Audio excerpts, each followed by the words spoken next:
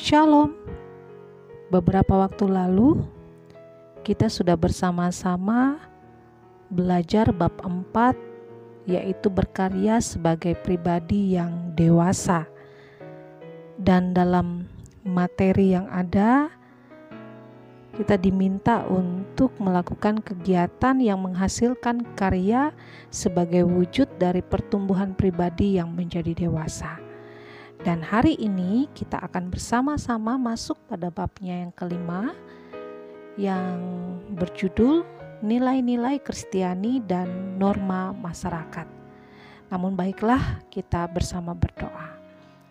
Saat ini ya Tuhan, kami akan bersama-sama mendengar, menyimak bab yang kelima dengan judul Nilai-nilai Kristiani dan Norma Masyarakat.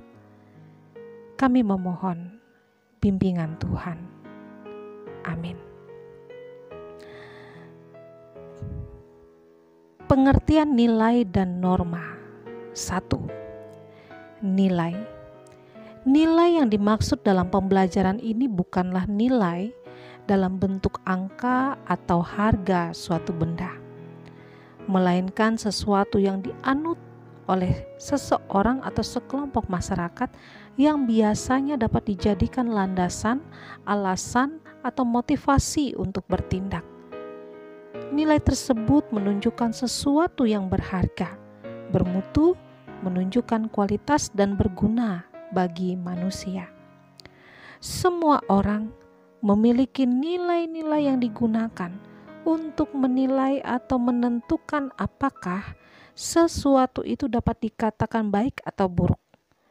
Nilai-nilai itu terbentuk sejak kecil dan diperoleh melalui hubungan dengan orang-orang di sekitarnya, mulai dari keluarga, sahabat, sampai lingkungan masyarakat. Menurut Bambang Daroeso, nilai memiliki sifat-sifat berikut. Pertama, nilai bersifat realitas abstrak karena tidak dapat diindra. Yang dapat diamati hanyalah objek yang memiliki nilai tersebut. Misalnya kejujuran. Kejujuran adalah nilai yang tidak dapat diindra, tetapi objeknya, yaitu tindakan jujur, dapat diindra. Yang kedua, nilai bersifat normatif. Artinya nilai mengandung harapan, cita-cita, dan suatu keharusan, sehingga nilai memiliki sifat ideal. Nilai diwujudkan dalam bentuk norma sebagai landasan manusia dalam bertindak. Misalnya keadilan. Semua orang berharap mendapatkan keadilan dan berperilaku sesuai keadilan. Yang ketiga, nilai adalah daya dorong atau motivator. Manusia adalah pendukung nilai. Manusia bertindak berdasarkan nilai yang diyakini, misalnya ketakwaan. Dalam filsafat, nilai juga dibedakan dalam 3 macam, yaitu yang pertama, nilai logika adalah nilai benar atau salah. Jika seorang siswa dapat menjawab suatu pertanyaan, ia benar secara logika. Apabila ia keliru menjawab, kita katakan salah. Tetapi siswa tersebut tidak dapat dinilai buruk karena jawabannya yang salah. Yang kedua, nilai estetika adalah nilai indah atau tidak indah. Contohnya saat melihat pemandangan, menonton pertunjukan, atau merasakan makanan, nilai estetika bersifat subjektif pada orang yang melihat atau merasakan. Sebuah lukisan dapat dinilai indah oleh seseorang, tetapi dapat dinilai buruk oleh orang lain. Yang ketiga, nilai etika atau moral adalah nilai baik buruknya kelakuan manusia. Moral selalu berhubungan dengan nilai, meskipun tidak semua nilai adalah nilai moral. Sedangkan Noto Negoro menyebutkan ada 3 macam nilai, yaitu nilai material, yaitu segala sesuatu yang berguna bagi kehidupan jasmani manusia. Nilai vital, yaitu segala sesuatu yang berguna bagi manusia agar dapat beraktivitas. Yang ketiga, nilai kerohanian, yaitu segala sesuatu yang berguna bagi rohani manusia, yaitu meliputi nilai kebenaran yang bersumber pada akal, rasio, budi, cipta manusia, nilai keindahan atau estetis yang bersumber pada perasaan atau emosi manusia, nilai kebaikan atau nilai moral yang bersumber pada kehendak manusia. Nilai memang bukan sebuah angka, bilangan, jumlah, atau nominal. Tetapi nilai yang dianut seseorang dapat turut menentukan tindakan, perbuatan, sikap, bahkan kualitas diri seseorang. Sebab nilai dapat menjadi dasar, landasan, atau pedoman hidup seseorang. Nilai-nilai bangsa Indonesia harus sesuai dengan Pancasila. Nilai-nilai orang Kristen didasarkan pada ajaran Alkitab tentang kehidupan. Oleh karena itu, setiap orang perlu memperjelas dan memastikan nilai-nilai apa saja yang dianutnya. Yang kedua, norma.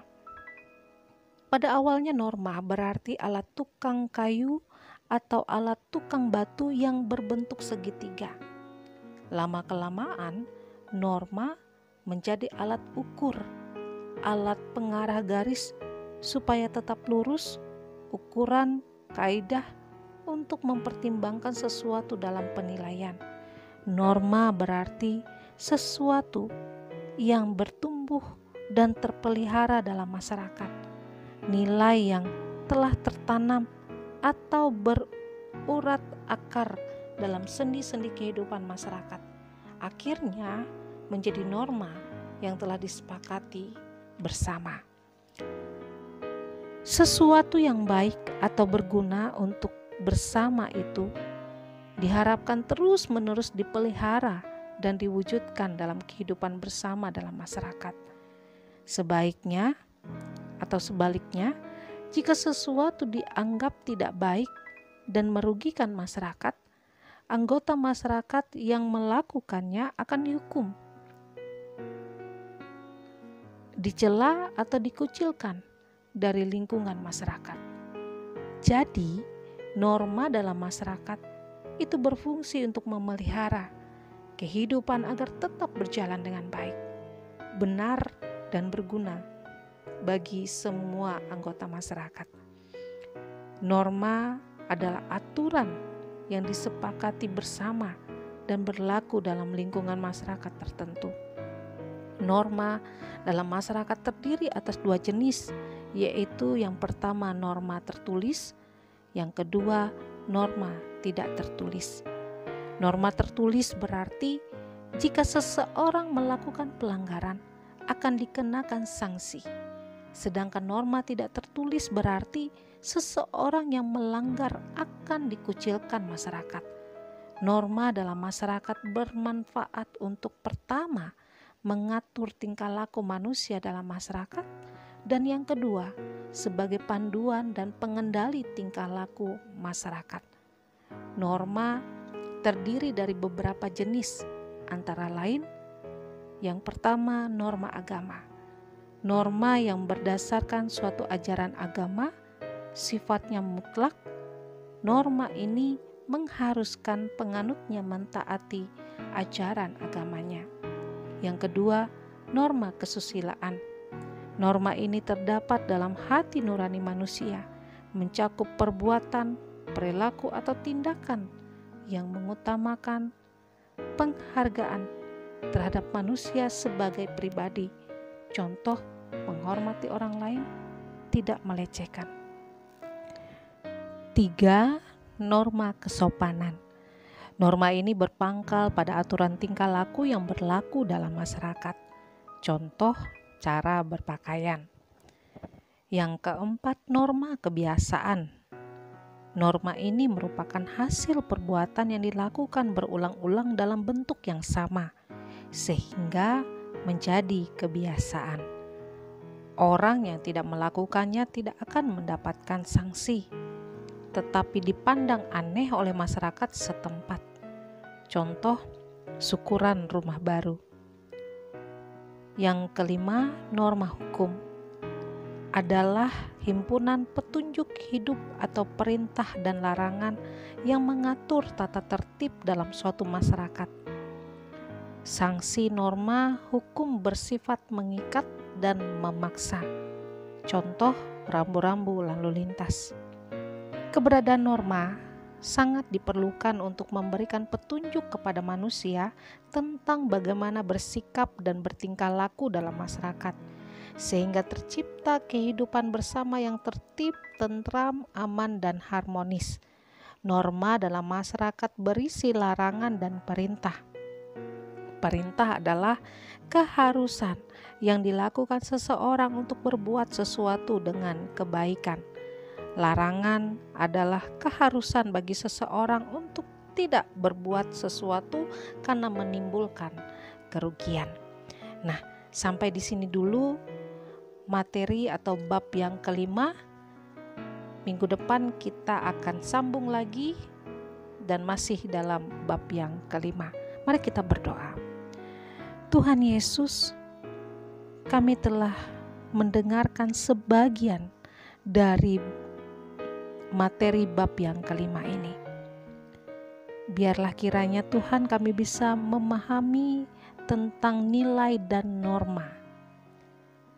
Dan tolonglah kami ya Tuhan, agar kami sungguh-sungguh dapat mempraktekkannya dalam kehidupan kami. Dalam nama Tuhan Yesus kami berdoa. Amin.